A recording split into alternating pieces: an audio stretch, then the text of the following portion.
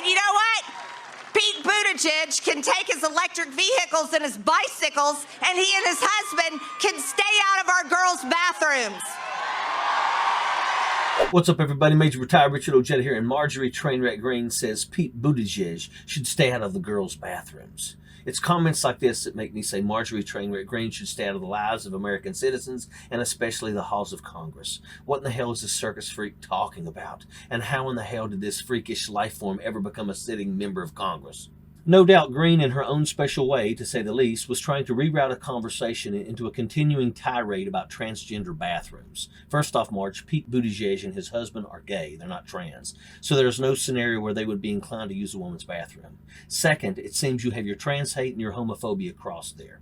I know it's hard to keep track of these things when your entire life's work is based on hating some person, group, or thing at any given moment. But even with your blind flock of sheep, at least a few of your sentences are going to need to be complete and pass as understandable from time to time.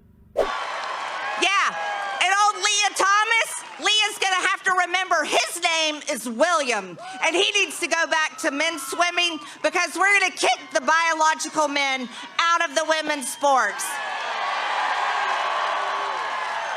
This, of course, comes in the long, never-ending string of Trainwreck Greene's campaigning.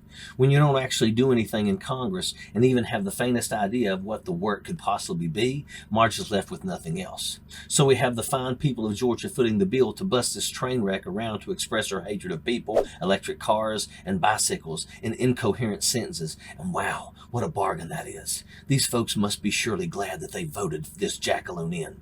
And not surprisingly, these comments come from Donald Trump's rally, where the fearless leader of the Republican Party is still raising money to overturn the results of the 2020 election. Stupid attracts stupid, and these two take stupidity to criminal levels. This is the kind of thing that works in a crowd like that. Honestly, what kind of moron is still to this day going to Trump rallies to protest the election results and dump money into his private coffers? It's bad enough to have ever gone to one of those neo-Nazi cult gatherings, but still. It is so clear that this is a con job, and yet there are still fuckers out there wasting their lives on these losers. Wake up, people. Trainwreck Greene is an absolute picture of stupidity, and there are still people out there that cheer this anti-American psychopath.